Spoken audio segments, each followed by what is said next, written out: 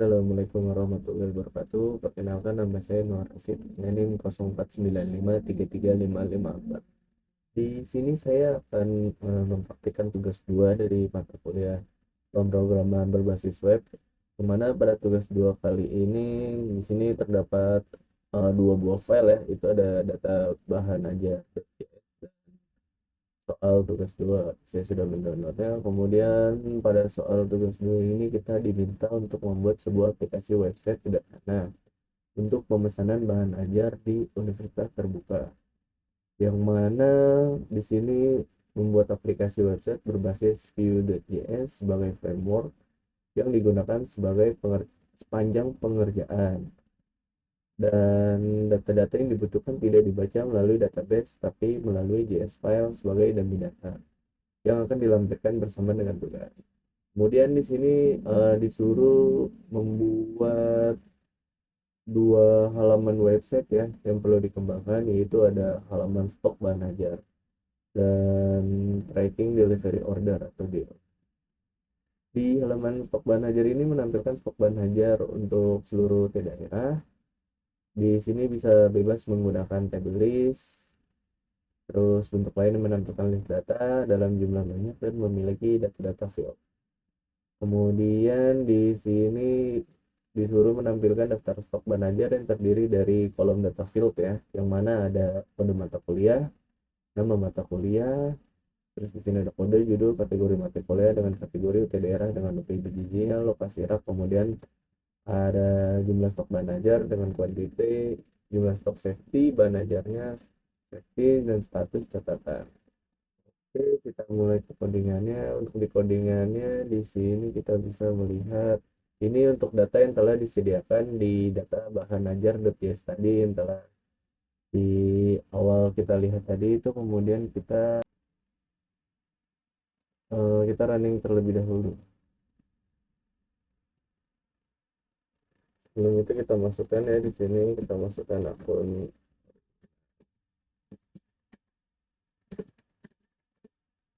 Oke, di sini login sudah berhasil ya. Kemudian kita di sini masuk informasi bahan. Informasi bahan ajar ini sudah sesuai dengan data yang telah diberikan. Itu berasal dari data bahan ajar ini. Semua datanya kita masukkan sesuai dengan data yang ada di sini.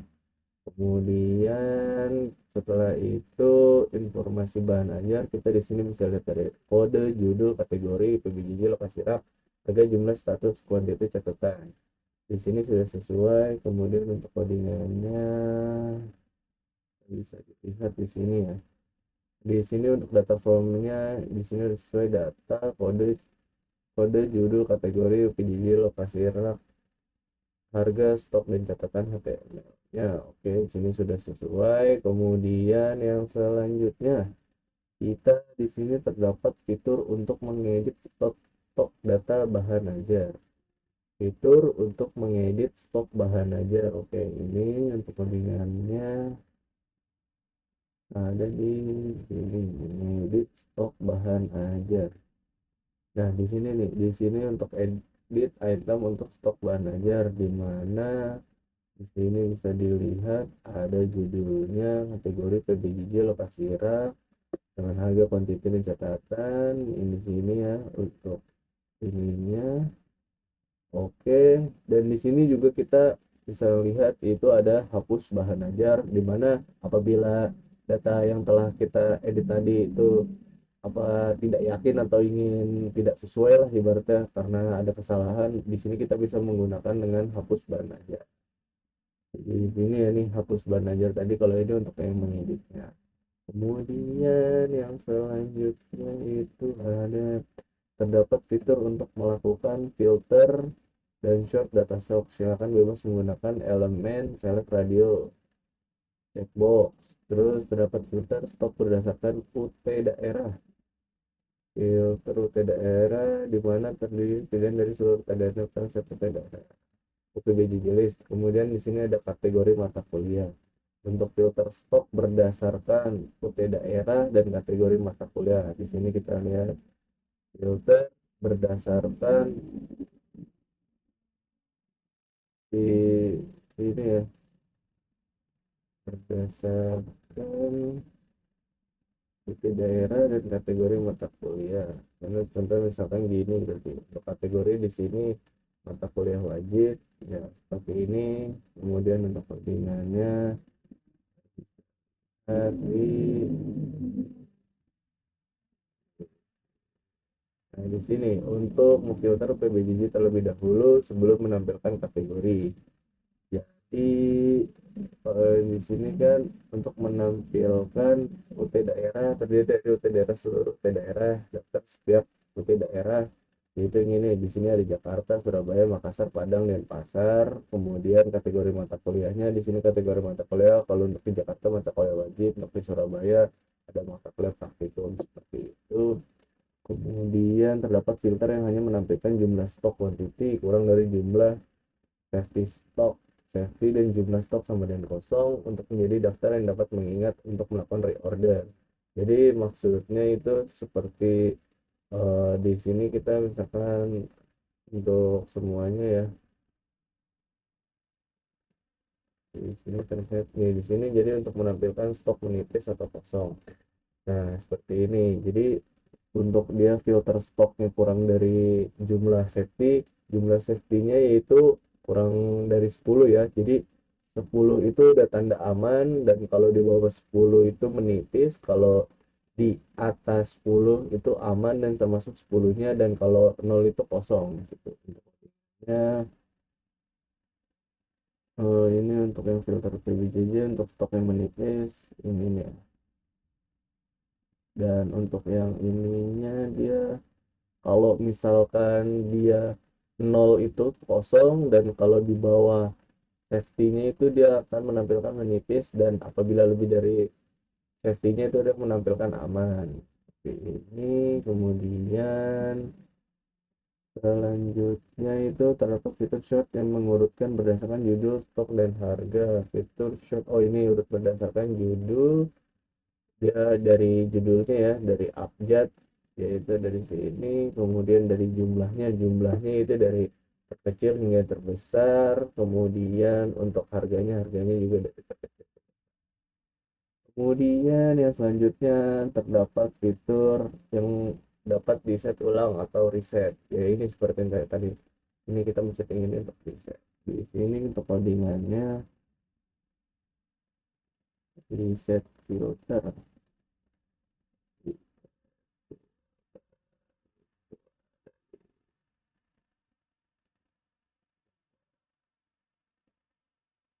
Oh di sini nih untuk reset filter yang ini yang tadi ya, reset filter. Kemudian untuk ininya ada di mana filter di kategori stok menipis sorting. Oh di sini nih sorting judul, quantity, dan harga. Kemudian yang selanjutnya itu ada terapkan fitur di QGIS di mana di semua filter tidak perlu recompute kembali. Oke, kemudian implementasikan dependent option. Seperti misalkan ketika memilih filter stok berdasarkan rute daerah, baru akan memunculkan kategori. Oke, di sini sudah sesuai ya. Di sini untuk kategori tidak bisa dipencet apabila kita belum memilih untuk PBGJ-nya. Di sini kita baru memilih, kemudian di sini baru bisa. Kemudian untuk codingannya untuk menampilkan data. Oh ini tadi harus selesai. Jadi di sini kategori muncul, baru dia bisa dipilih. Kemudian untuk menampilkan status dari stok bahan ajar, menampilkan status dari stok bahan ajar, memberikan status aman, memberikan tanda kesan aman itu berwarna hijau, menipis warnanya orange, kemudian kosong warnanya merah. Oke, ini sudah seperti ini, sudah sesuai, aman, menipis, dan warna merah itu untuk kosong. Kemudian terdapat fitur untuk menambahkan data bahan ajar melalui formulir kecil, melakukan validasi sederhana. Kemudian untuk menambahkan bahan ajar itu di sini dia untuk ini ya, codingan untuk menambah ajar ada di sini. codingannya seperti ini. Menambah bahan ajar di sini tidak bisa duplikat karena kalau kode pada saat codingnya sama itu kemungkinan dia akan gagal dan error. Ini kita tambahkan untuk bahan ajarnya, contoh kodenya itu kita ngambil space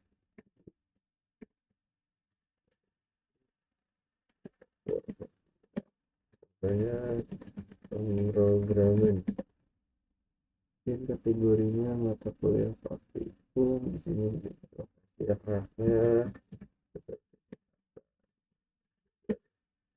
ya 88 dan jumlahnya contoh 9, katakannya edisi dan kita simpan. Oke, data banajar berhasil simpan. Nah di sini udah keluar ya untuk data banajar yang baru kita tambahkan. Kemudian apabila contoh kita misalkan mengedit, di sini kita ganti kemudian jadi 10, apakah berubah? Oke, di sini sudah berubah. Oke, mungkin kita cek lagi apabila dia datanya misalkan contoh 0. Nah, di sini udah sesuai ya untuk yang kata kasus tadi. Kemudian kita bisa lihat lagi di sini. Oke, di sini sudah berhasil juga untuk kosong ya. Kemudian yang selanjutnya itu ada tracking delivery order, di mana pada halaman ini untuk tracking pengiriman delivery aja seperti pada tugas menggunakan framework. Terdapat fitur menambah input delivery order yang baru. Berikut adalah data field. Data fieldnya itu harus ada nomor DO, di mana tergenerate otomatis penomorannya terdiri dari DO, tahun berjalan, sequence number, misal contoh DO 2025 001 untuk data awal. Selanjutnya jika sudah ada data tracking terbaru menjadi DO. Mungkin kita bisa langsung sini tracking lah. Nah, jadi di sini untuk data awalnya di sini sudah disediakan ya dari data bahan ajar tadi. Itu di sini kita bisa lihat sudah disediakan data bahan ajarnya seperti ini. Ini nih 2025 paket ke 101 dan sepertinya seperti itu. Kemudian kita bisa lihat di sini data yang di sini sudah berhasil, kemudian di sini sudah sesuai ya dengan yang itu tergenerate otomatis. Berarti di sini nih nomor DO-nya itu auto generate nomor DO berikutnya. Kemudian di sini kita bisa langsung lihat generate nomor DO ketika di submit, kemudian tambahkan ke tracking list. Oke, mungkin kita bisa langsung coba aja. Contohnya misalnya di sini kita masukkan name saya pribadi 4953356. Kemudian kita pilih ekspedisinya, contoh Express. Pilih paketnya, contohnya IPA deh. IPA tanggalnya untuk tanggal sekarang ini bisa dilihat sesuai dengan yang tadi di sini, yaitu di sini udah sesuai benar tanggal, nomor, lengkapi apabila tidak sesuai tanggalnya seperti ini, menunggu pengiriman. Oke, kemudian di sini kalau paketnya itu berdasarkan dari data bahan ajar yang ini ya, paketnya tadi IPA apa IPS ya. Kemudian kita tambah DO baru. Oke, nama DO baru sudah sesuai. Di sini saya sudah menambahkan dengan NIM data saya. Kemudian di sini juga sudah berubah ya, auto generate yang tadinya sebelumnya 002, kemudian di sini jadi 003.